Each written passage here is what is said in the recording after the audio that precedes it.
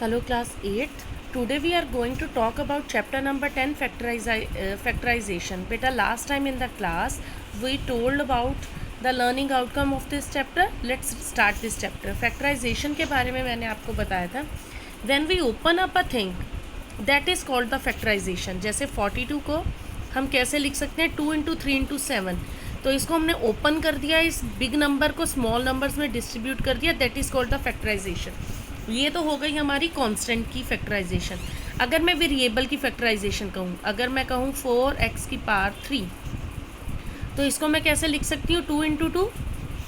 Constant को open कर दिया, इसी के साथ वेरिएबल को भी ओपन कर दिया. x की पावर 3 है तो 3 times. That is called the factorisation. ये आपने क्लास 7th में भी किया. Let's move it to the next level. आगे चलते हैं. आप फैक्टर्स ऑफ अलजेब्रिक एक्सप्रेशंस में उन्होंने कुछ एग्जांपल्स दिए हैं. जैसे ये प्रोडक्ट्स हैं, ये उसके फैक्टर्स बनाए हैं.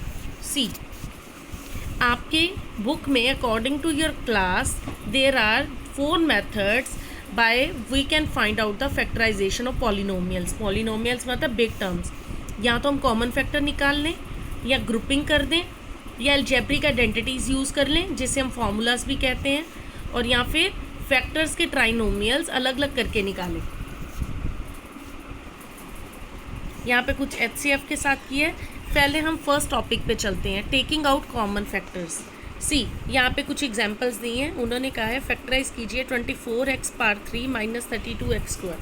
बेटा 7th क्लास में हमने एक एक क्वेश्चन की थी, सिर्फ इतने पोर्शन की थी. तो आप 24 को ओपन अलग कर देते थे, x की पावर 3 को. अब यहाँ पे 2 है ना, तो हमें क्या करना पड़ेगा, इसमें से कुछ कॉमन निकालना पड़ेगा. क्या कॉमन है? 24 और 32 में क्या कॉमन है? 8 कॉमन है. ठीक है, 8 कॉमन निकाल लिया तो यहाँ बचा 8 3 द 24 और यहाँ बचा 8 4 द 32. यहाँ तक हो गया. अब मतलब 24 और 32 में कॉमन 8 था. अब x की पावर 3 x की पावर 2, इसमें क्या कॉमन है? x की पावर 2 कॉमन है.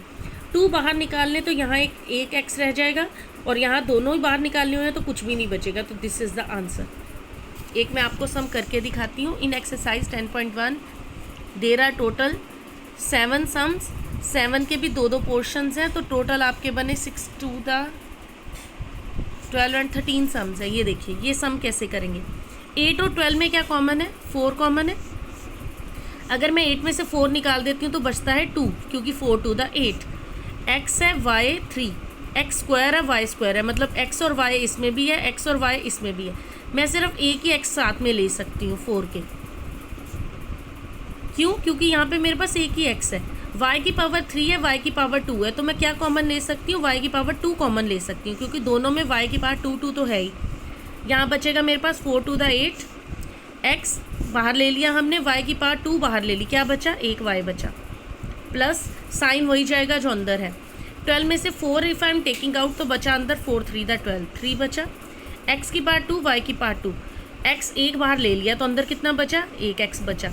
y2 था और y2 ही हमने पूरा बार ले लिया, तो y तो है ही नहीं हमारे पास. तो दिस इज़ द आंसर.